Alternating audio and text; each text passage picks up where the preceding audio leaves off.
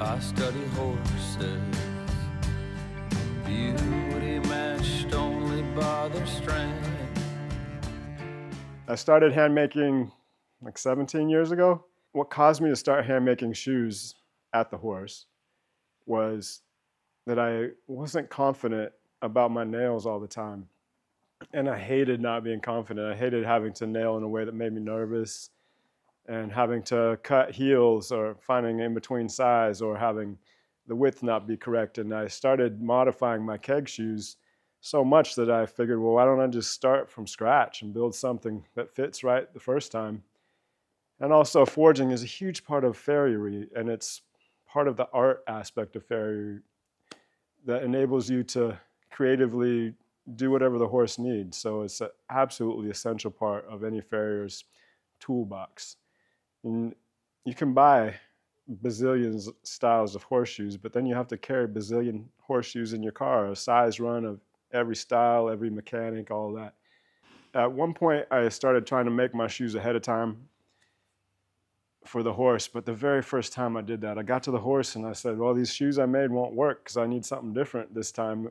And so I quit, and now I make all my shoes at the horse. So I've developed this system for myself that moves along pretty nice, and you can usually get a shoe done in 3 to 4 heats. So that's what we're going to show you today. Okay, I've got everything laid out like I would normally have it every day. I put out a few pieces of bar stock here to show different varieties that we carry. We carry 3 different dimensions of concave, which is 3/4, 7/8, and 1 inch, all 3/8 of an inch thick. We carry generally 2 different widths of flat stock, which is 7/8 wide and 1 inch wide, and both of those are 5/16 inch thick. I found that the lighter stock, I like it a lot, and the horses like it, so I'm not as worried about getting resets forever out of them, so I use a thinner stock for the horse's sake. I've got angle grinder. Eventually we'll have a bench grinder here. Got Forstner's hoof packing to be able to dip hot tools in, keep them cooled off and lubricated so they don't get stuck in any holes. Got hot fit tongs. Got my favorite Flatland Forge cone hammer for clipping. Got my Mustad City Head 4-punch, my Jim Keith wide fuller, my Flatland Forge Pritchel, which you have to keep tuned up, and my Mustad 5/16 tongs, and of course a center punch. Over here we have Forge Master Forge. The quality of the forge makes a huge difference because you need a hot piece of steel to work with if you're going to get this done in 3 to 4 heats. This is my favorite personally, the Forge Master Blacksmith model, 2-burner. Got independent control, so I can turn off one valve or the other. I can control the heat really well. I can weld really well. It's fantastic. Got my bucket of water ready to go. We use a bar stock shear to cut. Makes it super easy. No power needed, although we do use other power tools.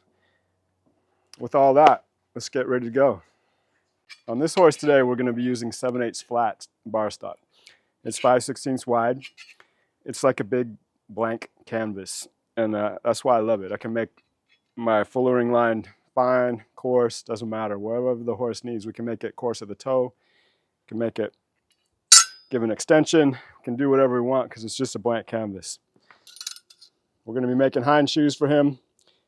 The perimeter I want to make the shoe to is 13 inches. Subtract twice the width of this stock, which should be 1 3/4 inches, an extra 1/4 inch for the fullering. Because when I hem and put in the fullering, it'll draw that, stretch that shoe out another 1/4 inch, and at 1/8 per side.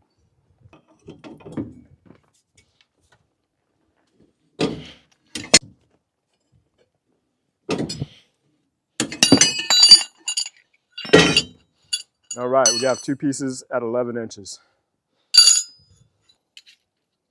All right, 11 inches. I'm going to find center with my horseshoeing ruler. I'm going to go off center by 1/8 of an inch, so my medial is a little shorter. My first nails are 1 1/2 inches, and I'll show you how I do that, and mark my lateral branch. Now we're going to center punch each one of those spots for the center mark. And the first nails is going along the inside edge. which will be the outside edge of my shoe.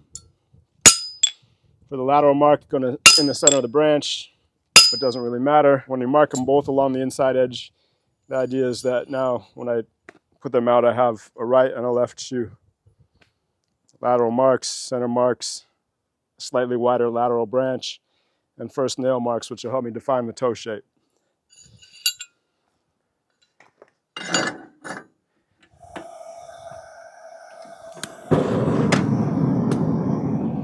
All right. My forging is everyday forging. It's not contest forging. I do it at the horse, and I've been doing it at the horse for a long time. I forge shoes to support my trim because I think it helps me do the absolute best job I can do for that horse at that time. I don't have to compromise. However, it's not a contest shoe. It's not going to be as beautiful. It's going to get worn out in 1 or 2 cycles. So I get it done, I make it as good as I can, and I move on. And it's important when you're making shoes for daily work to me, to not dwell on perfection, but work toward perfection every time, but not get hung up by imperfections as long as they're safe for the horse. And remember that an ugly shoe on a well-trimmed foot, as long as it's safe, as long as you can nail safely and it's not too big and it's the right size, will help that horse more than a beautiful shoe on a poorly trimmed foot. So don't discount your trimming or trim to support your shoemaking. Always shoe to support your trim. So if you follow this order, you'll be in pretty good shape. The lateral branch is in first, so when I pull that shoe out, I know exactly what shoe I'm working on right away. No hesitation, no waste of time. Here we go.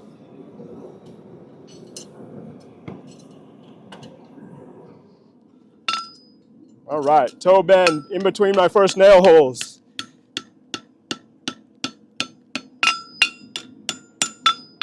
I got one slightly longer branch. My toe is going to tighten up as I go along, so I'm not going to make it super tight right now. That's the first step. Got my nail marks, center of toe, first nail, first nail. Because I know where my first nails are going to go, I know the shape of my toe already, and I know my lateral branch. All these things make it way easier to make the right shape right off the bat.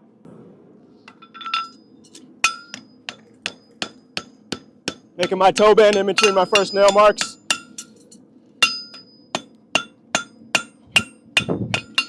Heel check. No fish mouths. Hemming. Hemming and setting toe at the same time. Run it down once, run it back. Hemming is nice and smooth and crisp. Heel quarter bend. Level, ready to run the fuller. Fuller. Make sure I get my depth correct. When I first started, my tendency was to make the nail holes too fine, not too coarse. Of course, too fine has its own problems. All right, here we go again. My fuller was loose and it made it wobbly.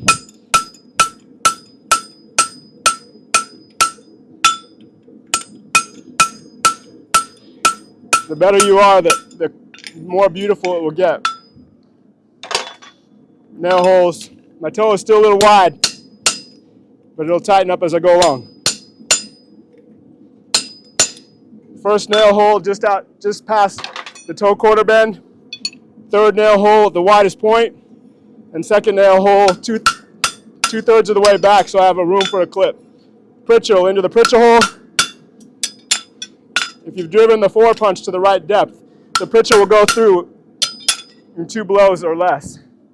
If it's not the right depth, it won't go through very well, and your hole will be torn or ugly.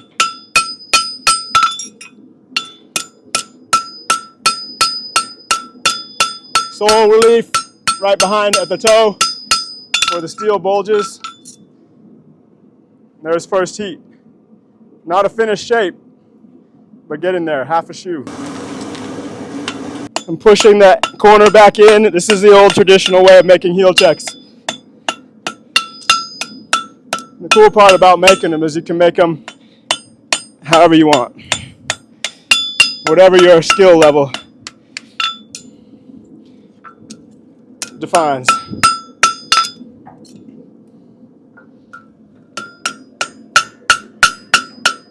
When the metal's that hot, it moves around like clay. So you can put the middle in the center of the branch. You can put it toward the outside of the branch. Doesn't really matter.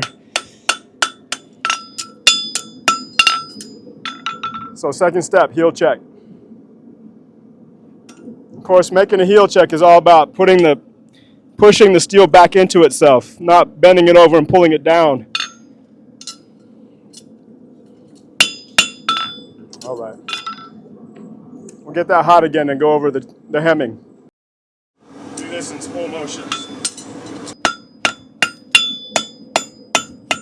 I'm going to fit the medial a little tighter on the heel, so I'm going to make the center of my check more to the center of the stock. And now I'm going to safe it. Just as easy to safe it with your hammer. Now I'm going to hem it.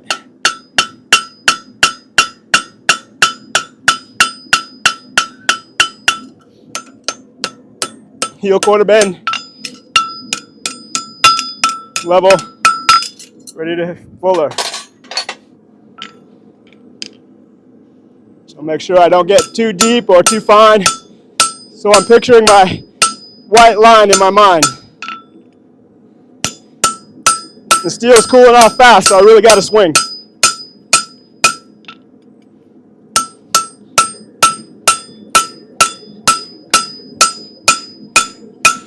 My goal usually is to get through the fullering in 3 passes, but this is the 4th pass.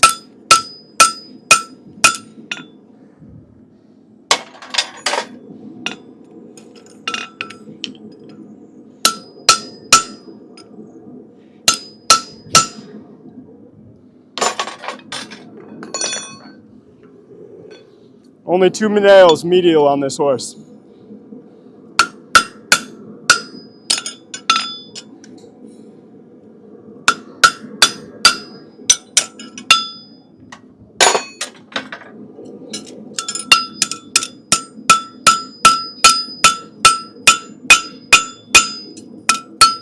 Flatten. Ready to go with clips. So we still have an unfinished shape here.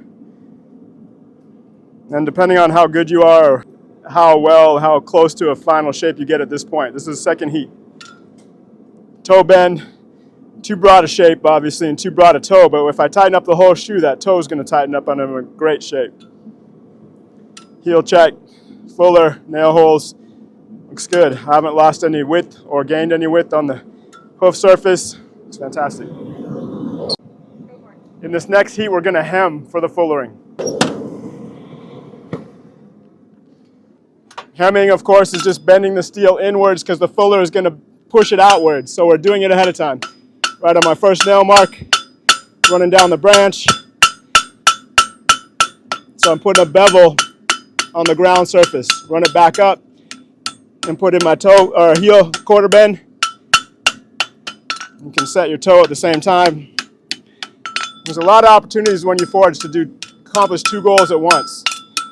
Obviously, you should do that anytime you get, any chance you get.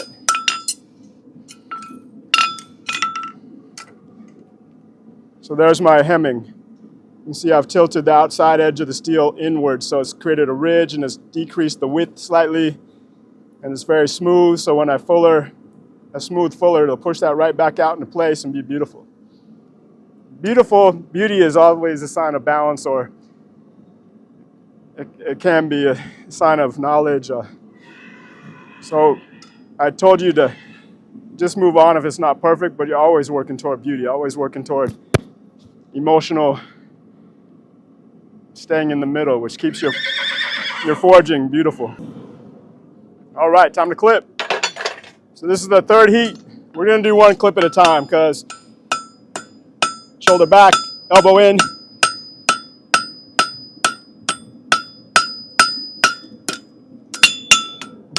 Pretty decent bubble. Draw it out.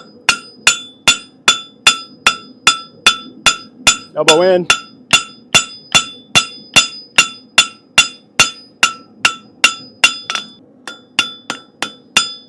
Even after years, it's hard to hit the same place twice sometimes. Making clips is where form matters a lot. I still got some extra heat, so I'm gonna roll the toe. I roll and rocker almost every shoe, front and hind. Set that clip into the web.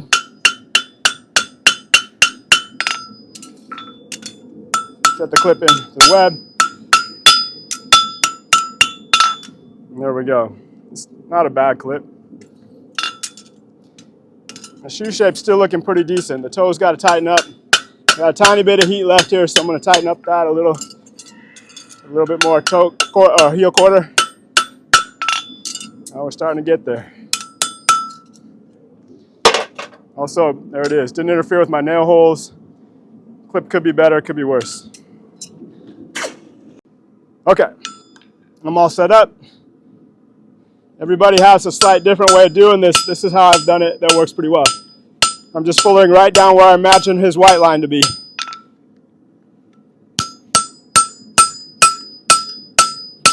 I'm keeping my hammer handle in line with my fullering handle. Parallel.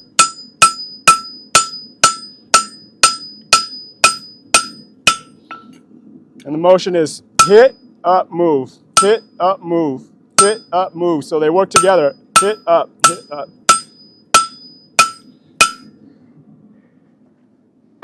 You can practice that slow in the beginning, and it'll get fast really quickly.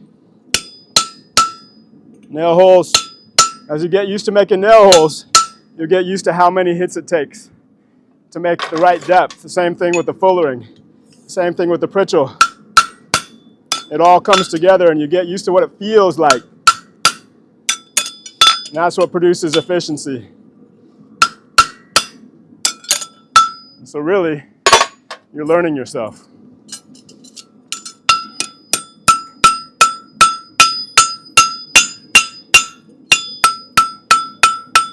Well, I just did a whole bunch in one step, didn't I? So, all right.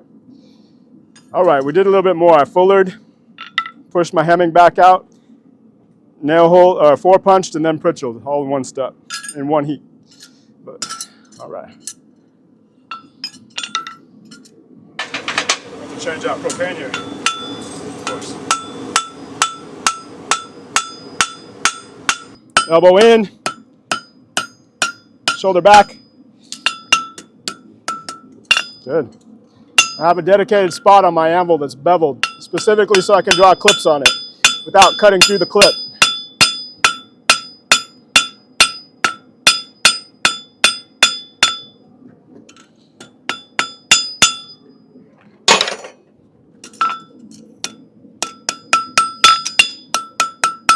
Leveling behind the clip by hitting over the clip, not toward the clip. That way I don't hit the clip with my hammer. Setting clip into the web. Leveling, tightening the toe, heel quarter.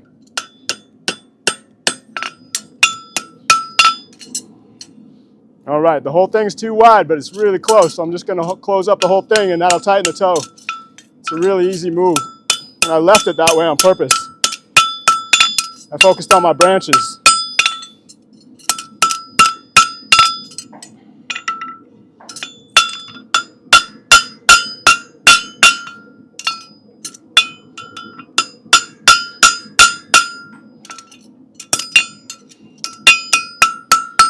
Looking pretty good.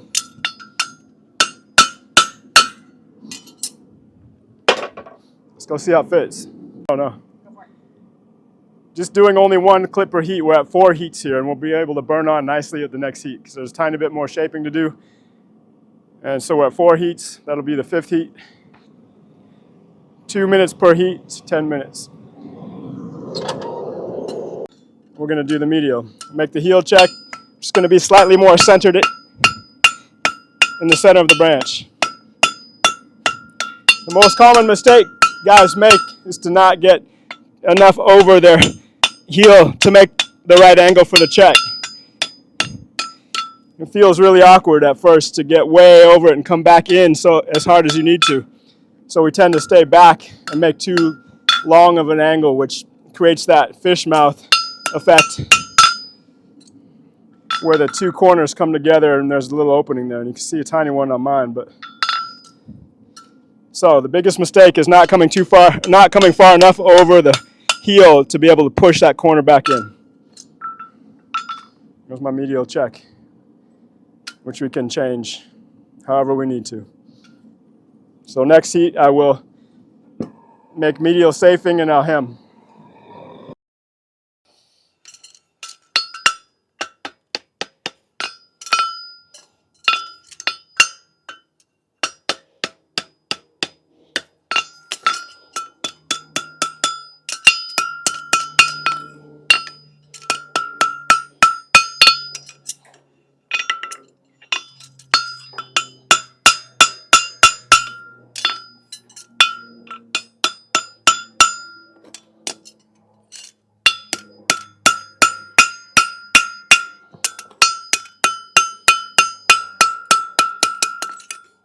All right. Should be pretty close. Tip my clips in. Imagining that hoof wall, what angle it's at. I tend to over tip the clips. Level. We still have plenty of heat to burn. Let's go.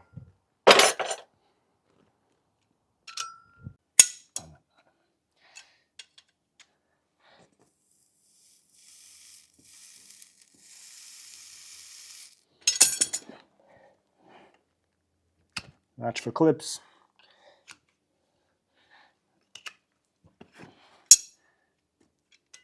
Still got plenty of heat to burn. Everything looks pretty good. It's not 100% perfect, but it's really close.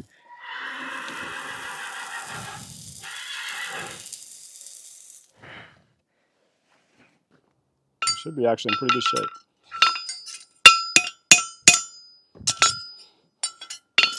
Straight through here. So we got to raise the clip.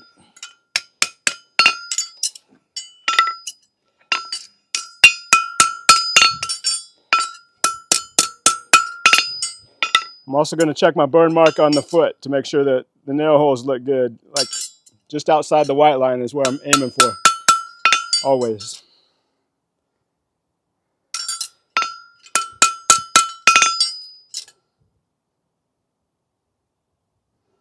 All right. Good.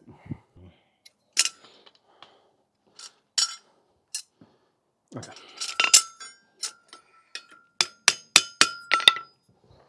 All right. One down. We're going to hot rasp these clips into a final shape, grind the edges like a normal shoe, and we'll be good to go.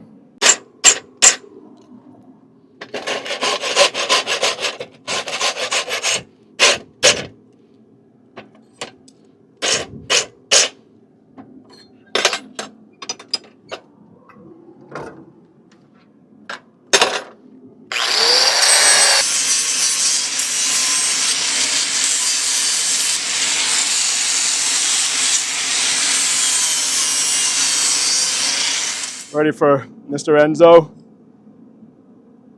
Go make sure it fits and finish the other hind shoe. We'll nail them all on. All right, we're going to hem and shape this branch at the same time. You can set the toe and hem at the same time. By putting it over the horn, start your hemming and just work it down kind of the same as you would if you're just setting your toe. Heel quarter. Try to keep my hammer in line with my work. Pretty good shape here. It's just got a little bit too much arc in it, and I have a little bit of heat, so there we go. Set my depth. Hit all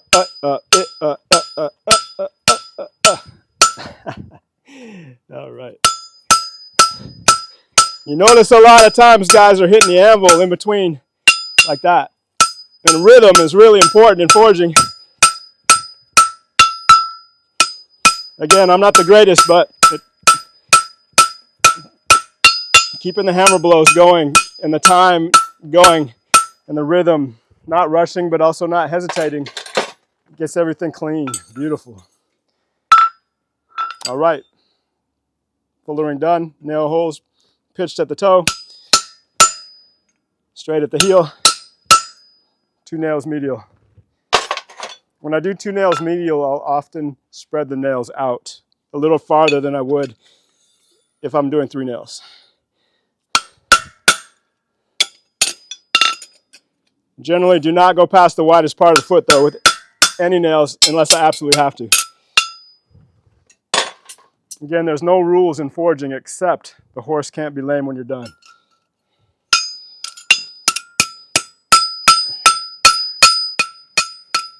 Level, flatten, sole relief, ready for clips. Okay. All right, time to clip. There's a bunch of different ways to clip, and this is the way I found that works best for me. I come to the side of the anvil or the heel, keep my hammer arm in line with the side of the anvil, elbow tucked, shoulder back, so I'm kind of slightly hammering forward. Stand up, don't crouch. Form matters a ton, making that bubble for me. And the better the bubble, the better the clip. All right, at the heel, got a tiny bit of shoe hang over my edge. Trying to keep my elbow tucked in, hammer in line with the edge of the anvil. And my tendency is to crouch down as I hit. So I got to remember to stand up. I destroyed 1 nail hole, but we can fix that.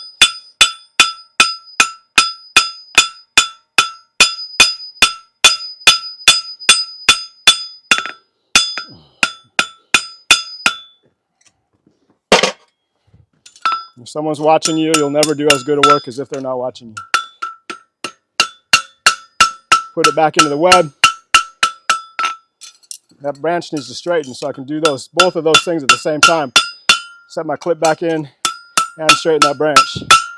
Roll toe.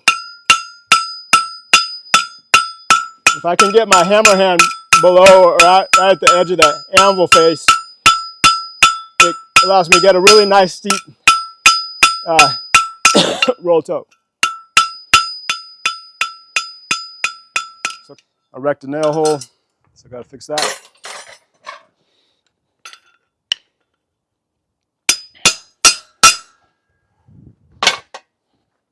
Which is easy to do. Good to go.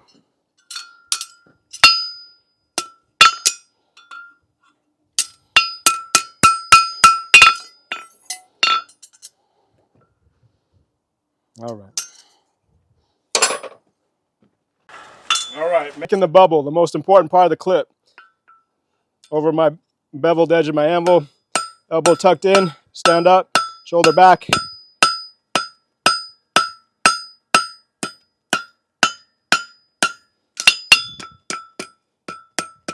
Setting down the sides, leveling right behind the clip.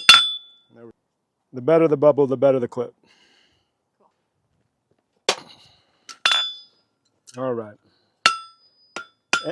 Shoe tipped up, working on the ground surface, rolling to the foot surface, rolling to the tip, elbow tipped in.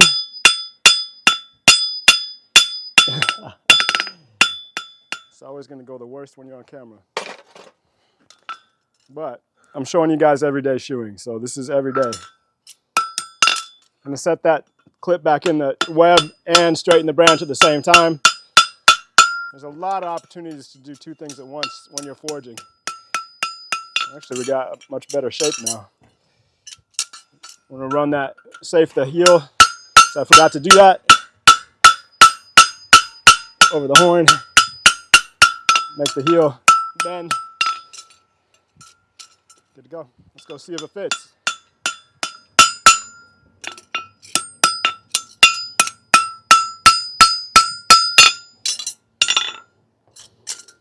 Again, it's not perfect, but it's close enough to move on.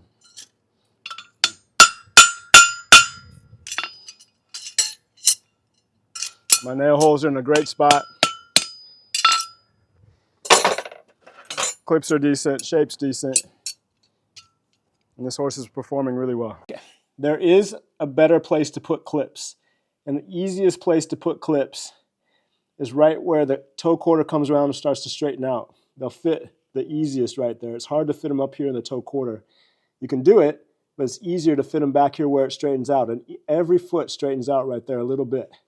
So to measure for our first nail holes, because our first nail holes define where the clips go, put the 0 right in the center of the frog and slide it back, keeping it in the center until you come to that spot on your ruler on each side.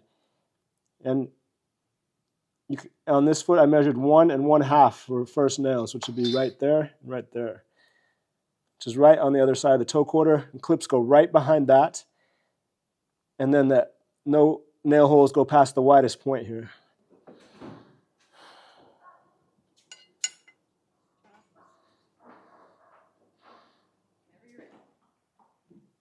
All right, we're all done. Shoes came out decent, could be better, could be worse. They're very nailable though, and they fit nice. They complement my trim. They work for the footing that he's in and the sport that he does. And so really we succeeded. And with forging, it is like a muscle though. You have to stay in practice. So I make shoes every day, at least one pair, so that I can keep my muscles tuned somewhat and do my best job for the horses. So remember, if you can't nail it and it doesn't fit, if you can't nail it safely and it comes off, how pretty it is doesn't matter. You got to make that shoe for that horse at that time. And that's the whole point of making shoes. So good luck, have fun.